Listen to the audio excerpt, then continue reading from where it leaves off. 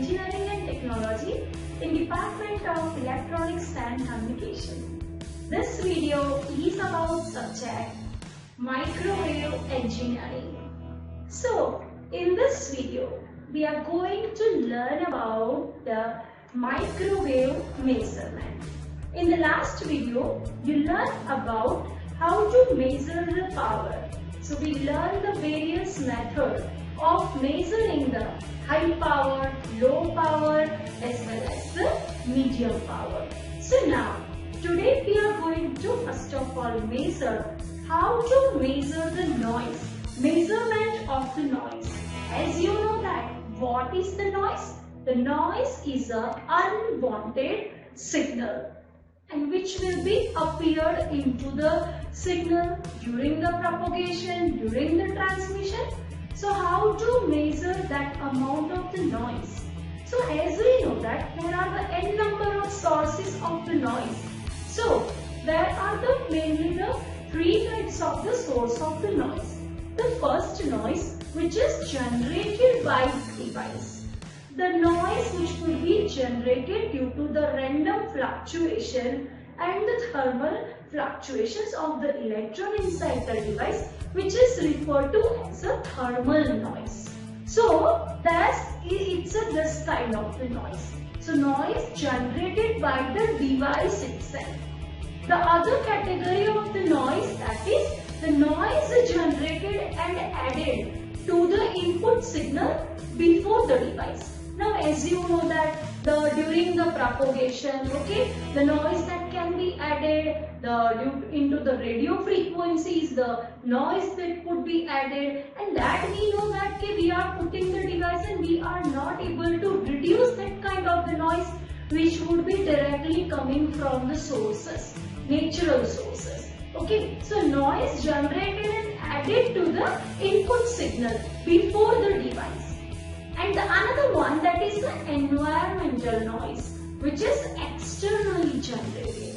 So these are the various kind of the noise which would be generated. So now we want to measure the noise. Now we have a very efficient device to measure the input signal and the noise level. So the device that we can use is a spectrum analyzer. Using the spectrum analyzer, all the components, the minute component that you can see easily and you can measure it out.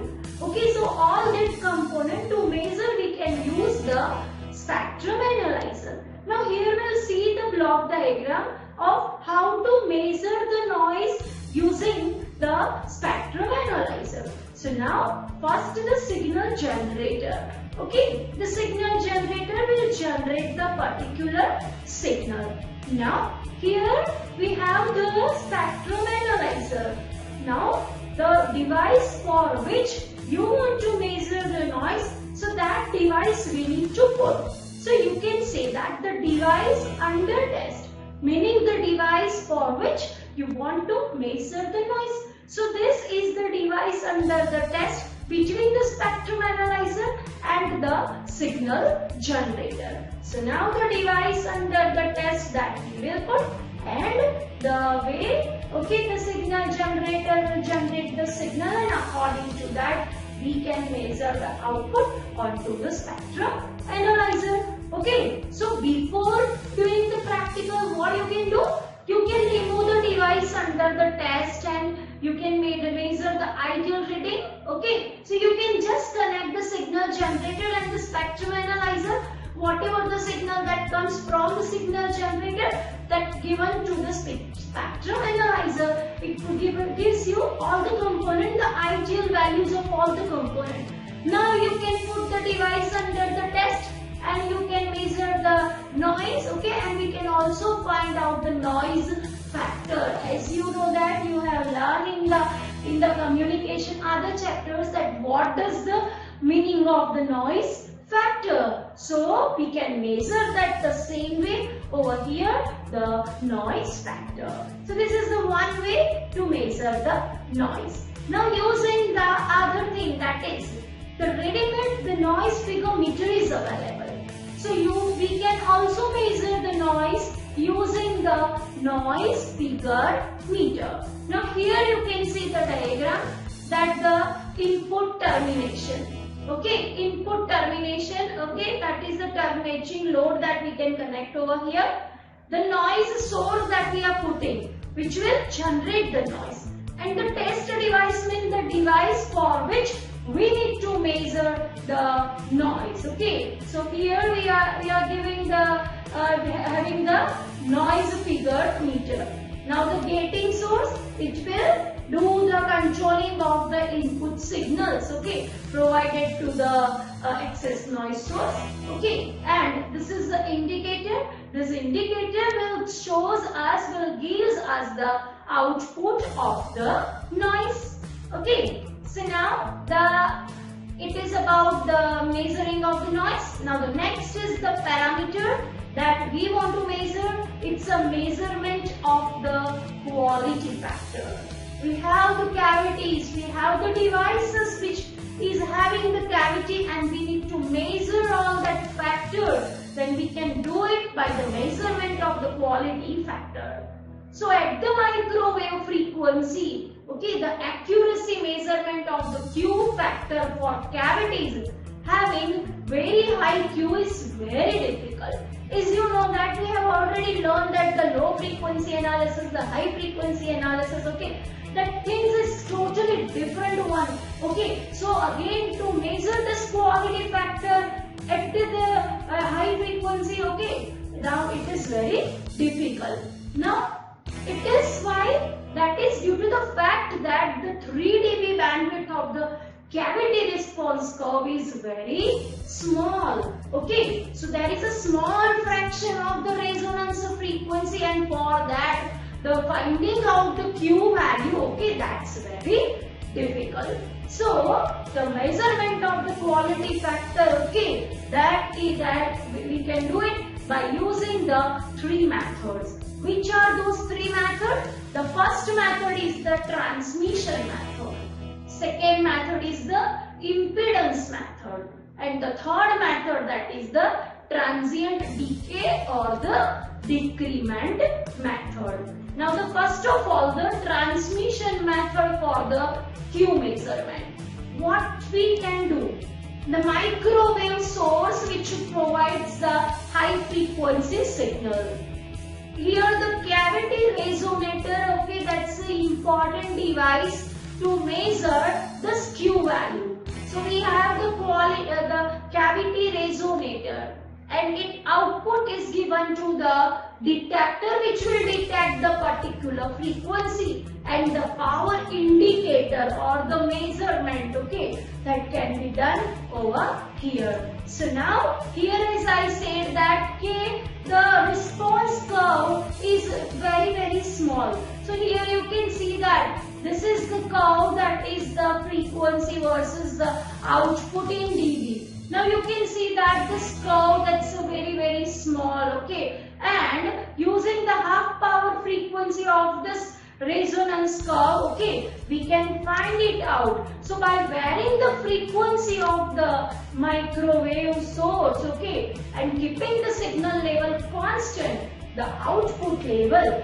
that can be measured. As well as we need to tune the cavity, okay, and we can tune the cavity, that is by keeping the signal and the frequency constant, and that way we can measure the output power, okay. So now we have the cavity resonator, and it's an important device to measure the quality factor. So it acts as a transmission device from which the microwave signal that passes, okay, and it reaches to the detector. So output signal is measured as the function of the frequency. So output of that cavity resonator, function of the frequency, and that gives the result that is in the response of the resonance curve. Okay, so we can find it out using the half power bandwidth, that is the 2W that can be obtained. So what is that? It's a 2W is equal to plus or minus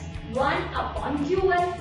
And QL, it's a loaded Q value. Okay, so now what is the QL? that is the 1 upon 2 delta. Okay, delta, so it is the plus or minus omega upon 2 into omega minus omega 0. Now we know that if the coupling between the microwave source and the cavity detector and the cavity are neglected, then the QL value that is equal to Q0. It's an unloaded Q, and such kind of the system that is poor to measure the quality factor. So it is about the transmission method for the Q measurement. Now next is the measurement of the impedance at the microwave frequency. Now impedance at the microwave frequency. Okay, so impedance of the microwave frequency that can be find out by using the two methods. The first method is the slotted line method, and the second method that is to use the reflectometer. Okay, so first method using the slotted line. What we can do? That we have the microwave source. Microwave source given to the output of the microwave frequency given to the isolator. So all the signal that will travel in the one direction. We have a slotted line section, as you have seen all the components. So we have a slotted line section, and by using the probe you can measure the signal at the particular frequency, where the signal amplitude is high, where the signal amplitude is less. So by using the tunable probe, okay, what we can do? We can measure the signal. Also the slotted line, okay, the unknown load which is connected over there. Okay, so that you know that while the impedance that is the match, okay, the signal that can be passed through that. So here we have the detector mount, okay, which will detect the signal, and you can observe the signal onto the CRO. So this way, using the slotted line section, we can match the signals and we can find it out the impedance using the CRO. You know that my input signal which is traveling, after that my signal that is again coming back. So we know that what is my V maximum, what is my V minimum, and from that we can find it out. The second method, that is impedance measurement using the reflectometer. So we have again the microwave source. This microwave source which will generate the microwave frequency. Pass it through the isolator. Now reflectometer, that is made up of what? So here we have a 4-port directional coupler. So this is the port number 1, port number 2, port number 3 and the port number 4. Okay, and at the port number 4 we will connect the device under the test. Okay, now here the port number 4 connected with the device, and we need to connect the mesh termination so that the signal will not pass through the other block. So here we have terminated the block. Okay, now the port number 2 and the port number 3. Okay, onto the port number 2, the match termination is connected, and onto the port number 3, the detector mount is connected, and detector mount output which we are going to measure using the CRO. So now what happened? Then when the port number 2 which is connected with the match termination, and what happened? The power from the port number 1 which will be passed through the port number 3 and to the port number 4. Okay, and what we can do?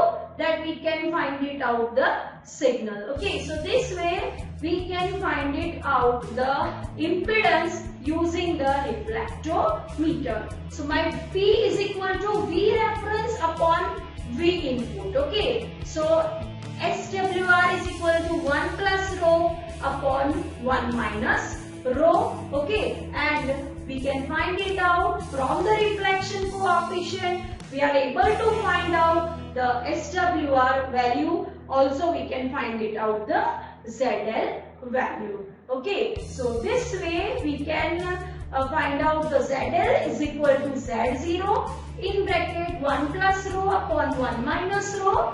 Z0 impedance, characteristics impedance, we are assuming that it's a 377 ohm, and we have the equation that is for the lambda. Lambda is equal to lambda C square root of 1 minus Z0 upon ZL. So these are all the equations which we studied earlier. Okay, so this way we can measure the impedance. Okay, so thank you very much everyone.